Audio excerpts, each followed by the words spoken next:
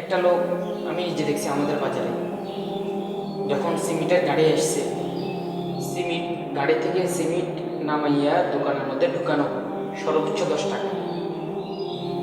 তো এই লোক আমি দেখছি, নিজে সূচককে দেখছি যে এই লোক 50টা সিমেন্ট যদি সে গাড়ি থেকে নামিয়ে থাকে তাহলে তার জন্য 500 টাকা বরাদ্দ। তাহলে সে যদি 50টা সিমেন্ট গাড়ি থেকে নামায় তাহলে তাকে 50 বার উঠতে হয়েছে, বসতে হয়েছে, বিনিময়ে সে 500 টাকার একটা নোট পাইছে। তো এই লোক যখন তার আপন ছেলেকে এই 500 টাকা থেকে, এত কষ্টে ঘামে ভিজা টাকা থেকে 500 টাকা থেকে 200 টাকা যখন তার ছেলেকে দিচ্ছে, এই ছেলে যদি এই 200 টাকা দিয়ে সারা রাত উলঙ্গ ছবি, নাচ গান দেখে, তাহলে এই বাপের আর কষ্টের সীমা থাকবে।